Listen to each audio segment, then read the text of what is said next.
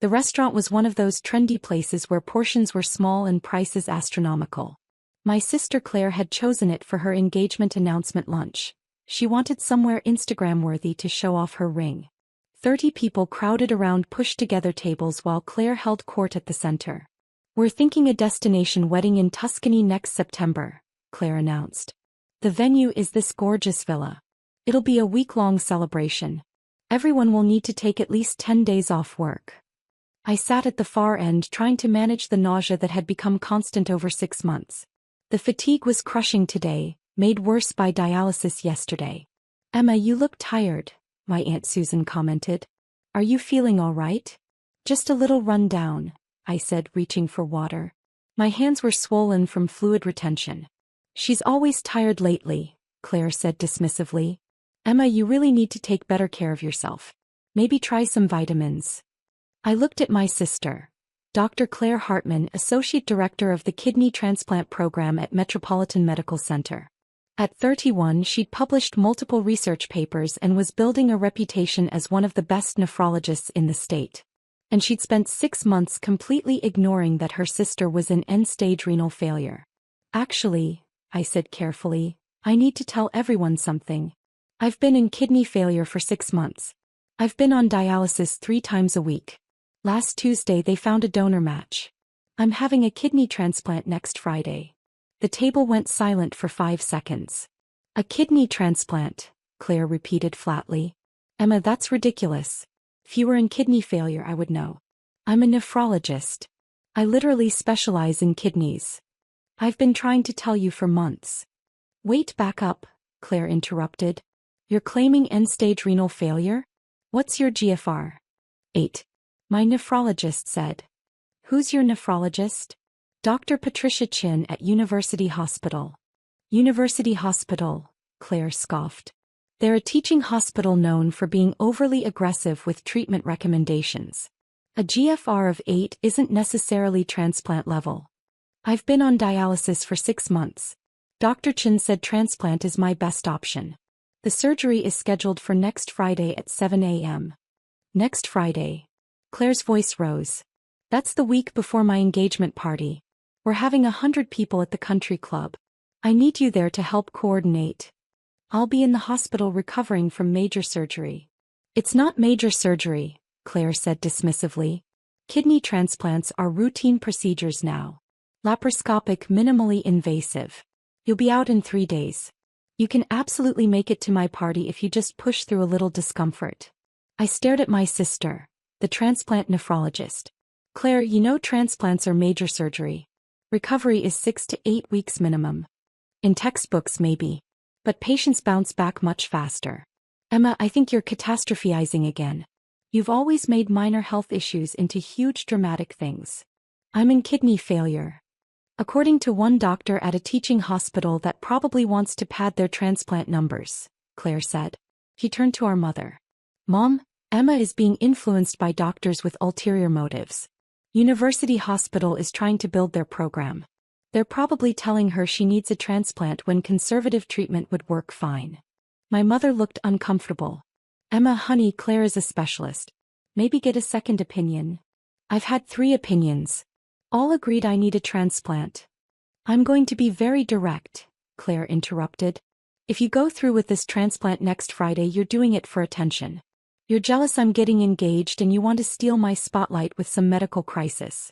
It's just a simple procedure you're blowing out of proportion." I worked as Senior Vice President of Strategic Acquisitions for Health Corp International, a healthcare conglomerate. At 35, I managed hospital acquisitions worth over $6 billion annually. I made $1.2 million a year. But to my family, I worked from home with computers. "The timing isn't convenient," I said, voice breaking. "It's based on when a donor kidney became available.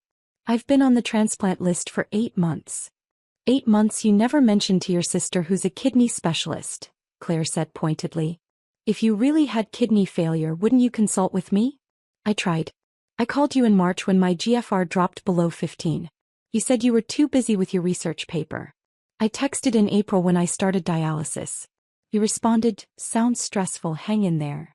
I sent you my lab results in May. You never opened them. Claire's face flushed. I've been incredibly busy building my career. Too busy to acknowledge your sister is dying? You're not dying, Claire snapped. You're being dramatic. If you were in life-threatening kidney failure, you'd be hospitalized, not sitting here eating lunch. I can barely eat. Everything tastes like metal. I'm nauseous constantly. I'm exhausted because my kidneys aren't filtering toxins. But I came today because I thought my family would want to know I'm finally getting a transplant that could save my life. It's just a simple procedure, Claire repeated condescendingly. You're acting like it's life or death when it's really routine surgery. You're being a hypochondriac. I stood up, the room tilting from anemia. I need to go. Emma, don't leave, my mother pleaded. I'm sorry, Claire, I said, looking at my sister. I'm sorry my kidney failure is inconvenient timing. I'm sorry needing a life-saving transplant is too dramatic. But mostly, I'm sorry you've become the kind of doctor who dismisses patients, even her own sister. I walked out. The next morning I had a video conference with my executive team. We'd been in final negotiations to acquire Metropolitan Medical Center, a teaching hospital with strong research but serious financial mismanagement. The board approved our offer, my CFO announced. We can acquire Metropolitan Medical Center for $340 million. They're desperate for capital. We're looking at closing by next Friday. Metropolitan Medical Center. Claire's hospital. Pull up their departmental budgets, I said slowly. My financial analyst shared the spreadsheet. The nephrology department was running a significant deficit. Claire's research was bleeding money, and her transplant program had the highest overhead costs in the hospital. What's our typical restructuring plan? I asked. Standard protocol. We audit all departments. Any programs running deficits get 90 days to demonstrate improved efficiency. Programs that can't demonstrate value get defunded or eliminated. We also review all staff contracts and research grants. And the nephrology department? One of the worst performing financially. The transplant program has 70% higher cost per case than industry average. Dr. Claire Hartman's research grants haven't produced commercializable results despite significant investment. Our preliminary assessment recommends immediate funding freeze pending restructuring. I thought about Claire telling me kidney transplants were just a simple procedure. I thought about her dismissing my kidney failure as attention-seeking. Move forward with the acquisition, I said. Papers signed by Friday morning. And I want the nephrology department audit to begin immediately after closing. Your transplant is Friday, my assistant reminded me. I'll sign the documents before I go into the OR. Wednesday afternoon, Claire called. Emma, Mom told me you're still planning this transplant Friday. I'm asking you one more time to postpone. My engagement party is next Saturday. I need you there. Claire, I'll be in the hospital recovering. It's not that serious. I'm a nephrologist. I know what I'm talking about. You can absolutely attend my party if you just push through some minor discomfort. I'll have a major surgical incision. I'll be on immunosuppressants. You're catastrophizing again. You're taking a simple procedure and turning it into huge melodrama because you can't stand that I'm getting attention for once. Claire, you're a transplant nephrologist. You know patients need weeks of recovery. I know anxious patients tend to have more complications because they focus on every little symptom. Emma, I really think this whole transplant thing is psychosomatic. Your kidney function probably isn't even that bad. I'm on dialysis 3 times a week. So you claim. But I've never seen you at dialysis. I've never seen any actual medical documentation. For all I know, you're making this whole thing up. I hung up without responding. Thursday afternoon, I signed the acquisition documents. The acquisition of Metropolitan Medical Center by Health Corp International would be official Friday morning. Claire had no idea the hospital where she worked had just been acquired by the company I ran. Friday morning at 5 a.m. I checked into University Hospital. My executive assistant Karen was there with 3 colleagues who'd taken the day off to support me. Your family isn't coming? Karen asked gently. My family doesn't think I'm actually sick. My sister, the nephrologist, thinks I'm making it up for attention. At 7:45 a.m., I received an email notification. Health Corp's management team had arrived at Metropolitan Medical Center. All department heads had been notified of the ownership change. At 8 a.m. I went into surgery. The transplant took 7 hours. Dr. Chin successfully connected the new kidney, and it began functioning immediately. I woke up around 4 p.m., groggy and in pain but alive with a working kidney for the first time in months. Karen was there. The surgery went perfectly. The kidney is already producing urine. You're going to be okay. My phone had 62 missed calls. All from Claire. What happened? I asked groggily. Your sister found out about the acquisition. I listened to the voicemails as I recovered. Claire panicking. Emma, call me back. HealthCorp bought our hospital. They're auditing every department. My research funding is frozen. Claire angry. I just found out you work for HealthCorp. You did this on purpose. You bought my hospital to get revenge. Claire, desperate. The audit team is reviewing my transplant program. They're threatening to cut my research grants. My entire career is on the line. My mother crying, Emma, whatever is happening, please fix it. Claire's devastated. They're talking about eliminating her position. I deleted all the voicemails.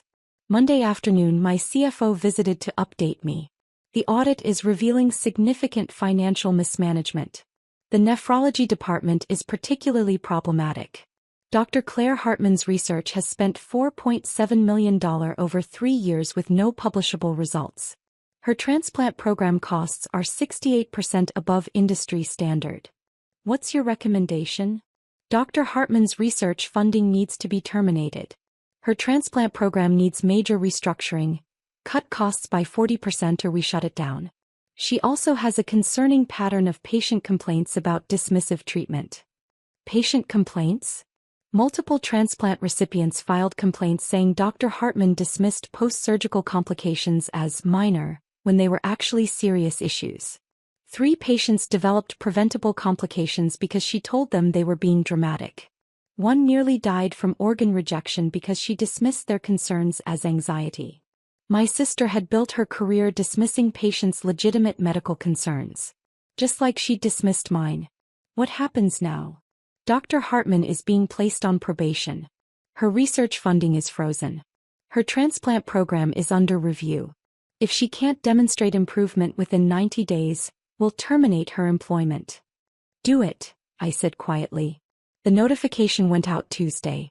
Dr. Claire Hartman was informed her research grants were frozen, her program was under financial review, and she was on probation pending investigation into patient care complaints. My phone exploded. Claire, you're destroying my career because I couldn't attend your surgery. My mother, how could you do this to your own sister? I blocked all their numbers. 2 weeks later I was home. The new kidney was functioning perfectly. My energy was returning. The investigation concluded. Claire had a documented pattern of dismissing patient concerns, minimizing post-surgical complications and prioritizing research over patient care. Multiple transplant recipients had experienced preventable complications because she told them they were being dramatic. The financial audit showed she'd wasted millions on research that went nowhere while her program ran massive deficits.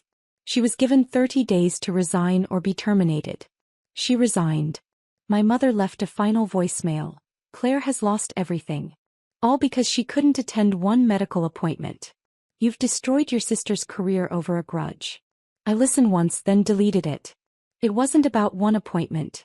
It was about a transplant nephrologist who told her sister that kidney failure was psychosomatic. It was about a doctor who dismissed life-threatening disease as attention-seeking. It was about a pattern of negligent patient care that had been overlooked. She'd called my transplant just a simple procedure. She demanded I attend her engagement party during recovery. I'd signed the hospital merger documents while she planned seating charts. Her department funding froze overnight because the audit revealed years of mismanagement and patient care failures. I'd survived kidney failure. I'd survived the transplant. And I'd survive without the sister who told me my dying kidneys were dramatic attention-seeking. Because sometimes the most toxic thing isn't kidney failure. It's the nephrologist sister who refuses to believe you have it. 3 months post-transplant, my kidney function was perfect. Dr. Chin called me her star patient.